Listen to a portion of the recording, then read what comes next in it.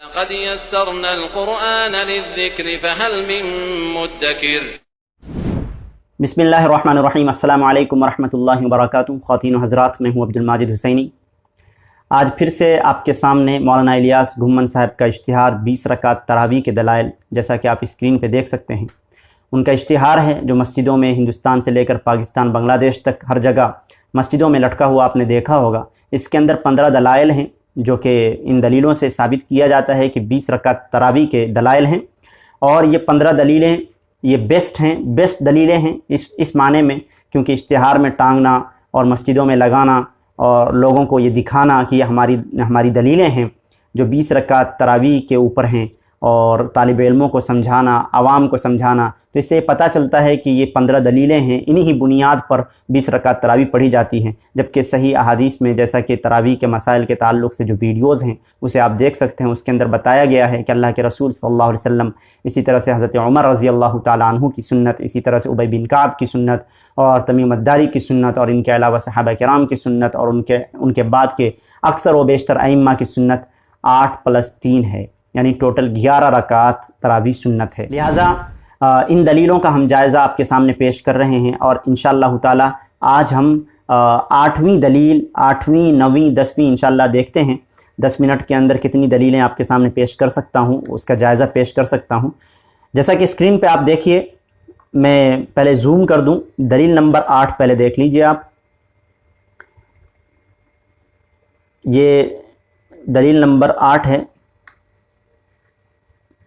مصنف ابن ابی شیبہ کی روایت ہے، جیسا کہ یہاں حوالہ دیا ہوا ہے بریکٹ کے اندر، جلد 2 صفحہ نمبر 285۔ اس کی جو کمزوریاں ہیں اس اشتہار کی، وہ میں نے بتا دیا ہے کہ کسی بھی حدیث، کسی بھی روایت کے نیچے صرف اور صرف یہ لکھا گیا ہے کہ یہ کتاب اس کتاب میں ہے، لیکن یہ نہیں لکھا گیا ہے کہ یہ روایت صحیح ہے یا ضعیف ہے یا منکر ہے یا موضوع ہے، کس طرح کی روایت ہے۔ تو اس کا جواب یہ دیا جا سکتا ہے ادھر سے کہ اس لیے نہیں لکھا گیا کہ عوام کو تو سمجھ میں نہیں آنی کہ ضعیف کیا ہوتا ہے، صحیح کیا ہوتا ہے، منکر کیا ہوتا ہے، موضوع کیا ہوتا ہے، اور کیا کہتے ہیں معانن کیا ہوتا ہے، وغیرہ وغیرہ اصطلاحیں، تو یہ تو علماء کے لیے ہیں، طلباء کے لیے ہیں، اسی لیے نہیں لکھا گیا ہے۔ تو میں بتا دوں، یہ تمام کی تمام روایتوں کے اندر اس لیے نہیں لکھا گیا ہے کیونکہ ان کے اندر کچھ نہ کچھ کمزوریاں موجود ہیں۔ کیوں؟ اس کی وجہ یہ ہے کہ یہ اشتہار ہے، یہ آپ نے لوگوں کو دکھانے کے لیے لگایا ہے، یہ آپ کا بیسٹ ہے، بیسٹ دلیلیں ہیں، آپ کی سب سے عمدہ دلیلیں ہیں۔ تو یہاں پر تو اگر آپ یہ صحیح روایتیں ہوتی تو آپ ضرور لکھتے، لیکن صحیح نہیں ہے، کچھ نہ کچھ کمزوریاں ہیں جو آپ کے سامنے ظاہر ہو رہی ہیں۔ آج دلیل نمبر 8 وغیرہ سے دلیل نمبر 9 وغیرہ آپ دیکھیں گے کہ ان کی کیا کنڈیشن ہے۔ تو دیکھیے دلیل نمبر 8، اس کا جو عربی متن ہے وہ آپ کے سامنے پڑھ رہا ہوں۔ یہ ہے: قال الامام الحافظ المحدث ابن ابی شیبۃ حدثنا وکیع عن حسن بن صالح عن عمرو بن قیس عن ابی الحسناء ان علی رضی اللہ عنہ امر رجلا یصلی بهم فی رمضان 20 رکعۃ۔ مصنف ابن ابی شیبہ، جلد 2 صفحہ نمبر 285۔ ترجمہ دیکھیے، حضرت ابو الحسنہ رحمۃ اللہ علیہ فرماتے ہیں کہ حضرت علی المرتضیٰ رضی اللہ عنہ نے ایک آدمی کو حکم دیا کہ وہ لوگوں کو رمضان میں 20 رکعت نماز تراویح پڑھائیں۔ حکم دیا کہ وہ لوگوں کو رمضان میں 20 رکعت نماز تراویح پڑھائیں۔ تو اس روایت سے یہ بتانے کی کوشش کی گئی ہے کہ حضرت علی رضی اللہ تعالیٰ عنہ کا بھی حکم 20 رکعت نماز تراویح ہے۔ اس سے پہلے 7 دلیلوں کا آپ کے سامنے آپریشن گزرا ہے، اسی چینل پر اپلوڈ ہے، پلے لسٹ میں آپ جا کر دیکھ سکتے ہیں۔ تراویح کے مسائل میں ان تمام کا حال کیا تھا، بعض حدیثیں منکر تھیں، بعض روایتیں ضعیف تھیں، بعض جو ہے موضوع تھیں، موضوع درجے کی روایت تھی، منقطع تھی، اس طرح کی روایتیں تھیں۔ آج 8ویں دلیل کا بھی آپ حال دیکھ لیجئے، یہ سند بھی ضعیف ہے، اس کی سند بھی ضعیف ہے، یہ جو روایت ہے یہ بھی ضعیف ہے۔ کیوں ضعیف ہے؟ کیونکہ ابو الحسنہ جو ہیں، یہاں دیکھیے مین راوی جو ہیں، جو حضرت علی رضی اللہ تعالیٰ عنہ سے بیان کر رہے ہیں، میرا کرسر دیکھیے، ان ابی الحسناء ان علی، تو اس میں کیا ہے؟ ابو الحسنہ جو ہے، ابو الحسنہ یہ علی سے روایت کرتے ہیں رضی اللہ تعالیٰ عنہ، لیکن یہ ابو الحسنہ جو ہے یہ مجہول راوی ہے، معروف نہیں ہے۔ لہذا تقریب التہذیب میں حافظ ابن حجر الاسقلانی نے صفحہ نمبر 401 پر اس کے متعلق مجہول فرمایا ہے کہ یہ شخص مجھول ہے۔ اسی طرح سے میزان الاعتدال میں حافظ ذہبی رحمۃ اللہ علیہ فرماتے ہیں کہ لا یعرف، وہ معروف نہیں۔ اور علامہ نیموی یہ مشہور حنفی عالم ہیں اور بہت ہی زیادہ مشہور ہیں، وہ فرماتے ہیں وَهُوَ لَا يُعْرَف،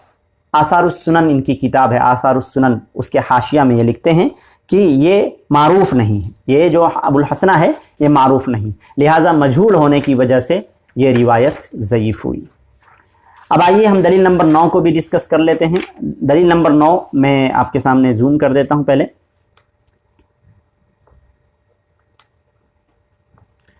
دلیل نمبر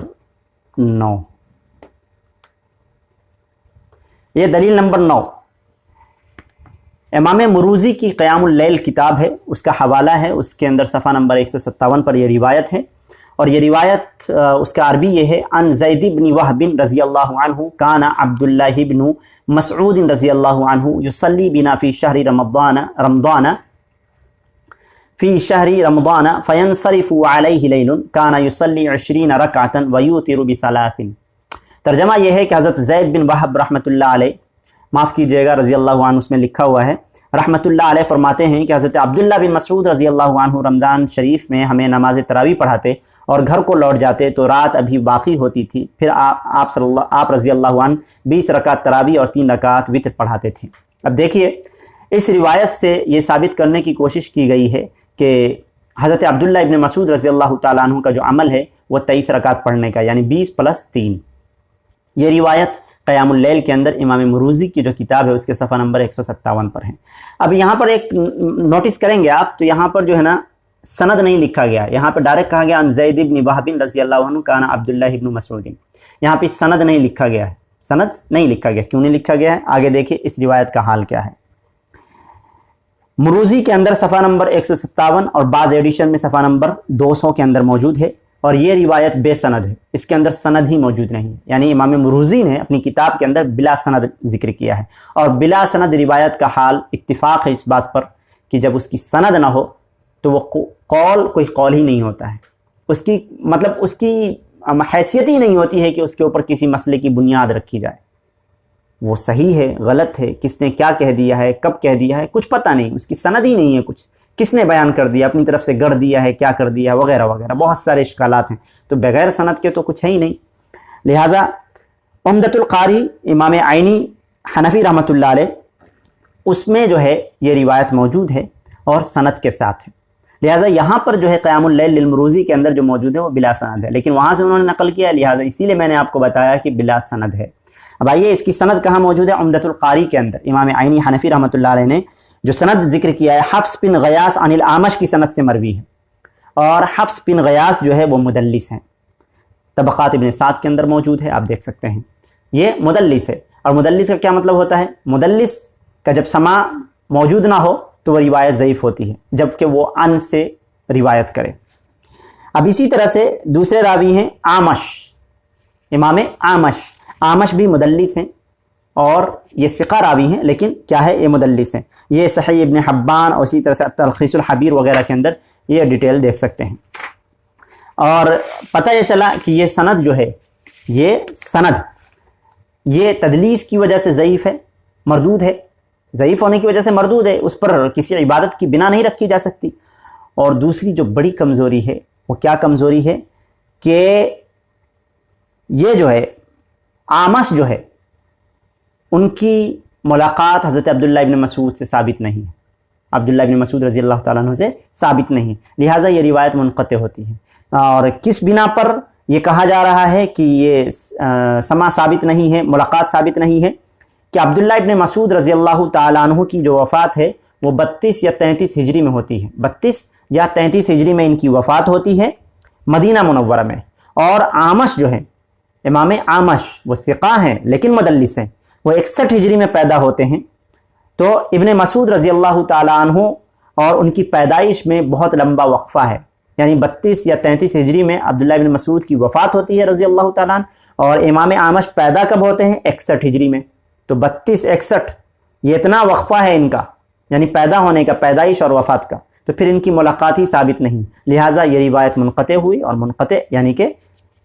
یہ روایت ضعیف ہو گئی۔ اور منقطع کے تعلق سے آپ کو پتہ ہوگا کہ مصطلح الحدیث میں المنقطع کو دیکھ سکتے ہیں، المنقطع ضعیف بالاتفاق بین العلماء، یعنی منقطع روایت جو ہوتی ہے علماء کے اتفاق کے ساتھ ضعیف ہوتی ہے، تمام علماء کا اس بات پر اتفاق ہے کہ منقطع روایت ضعیف ہے۔ تو پتہ یہ چلا کہ اس روایت میں کتنی ساری کمزوریاں ہیں۔ اب آئیے دوسری روایت ہم دیکھتے ہیں، دلیل نمبر 10، کہ یہ روایت جو ہے مصنف ابن ابی شیبہ الترغیب والترہیب امام اصبہانی کی جو کتاب ہے اس کے جلد 2 صفحہ نمبر 368 میں، اور مصنف ابن ابی شیبہ کے اندر جلد 2 صفحہ نمبر 285 اس کے اندر موجود ہے، حوالہ یہاں پر یہی پیش کیا گیا ہے۔ عربی یہ ہے، قال الامام الحافظ المحدث ابن ابی شیبہ حدثنا حمید بن عبد الرحمن عن حسن عن عبد العزیز بن رفع قال كان ابی بن کعب يصلي بالناس في رمضان بالمدینہ 20 رکعۃ ویوتر بثلاث۔ دیکھیے یہاں پر سند ہے، اس سے پرانی والی روایت جو تھی، پچھلی والی روایت دلیل نمبر 9، اس میں سند نہیں، تو سند نہیں کا مطلب سمجھ رہے نا، یہ گھوٹالہ ہے پورا کا پورا، سند ہی نہیں ملی۔ امام مروزی کی جو کتاب میں اس میں سند نہیں ملی، اسی لیے انہوں نے لکھ دیا، لیکن عمدۃ القاری میں سند ہے، لہذا اسی لیے پتہ چل پایا کہ حدیث ضعیف ہے یا موضوع ہے یا منقطع ہے۔ لیکن سند نہ ہو تو وہ روایت تو کسی حال کی نہیں ہوتی، اس کا حال ہی نہیں بیان کیا جا سکتا، وہ تو ردی کی ٹوکری میں یوں ہی پھینک دیا جائے گا۔ اگر جس روایت کی سند نہ ہو، بلا سند ہو، اس روایت کا حال یہ ہے کہ اس کو ڈائریکٹ ردی کی ٹوکری میں پھینک دیا جائے، اس پر آگے بحث ہی نہیں کی جائے گی۔ لہذا چلیے ہم اس کا ترجمہ دیکھ لیتے ہیں۔ پہلے ترجمہ یہ ہے کہ حضرت ابی بن کعب رضی اللہ تعالیٰ عنہ مدینہ منورہ میں رمضان کے مہینے میں لوگوں کو 20 رکعت نماز تراویح اور 3 رکعت وتر پڑھاتے تھے، یعنی کہ یہاں پر یہ ثابت کرنے کی کوشش کی گئی ہے کہ ابی بن کعب رضی اللہ تعالیٰ عنہ مدینہ منورہ کے اندر رمضان کے مہینے میں لوگوں کو 20 رکعت نماز تراویح پڑھاتے تھے اور 3 رکعت وتر پڑھاتے تھے۔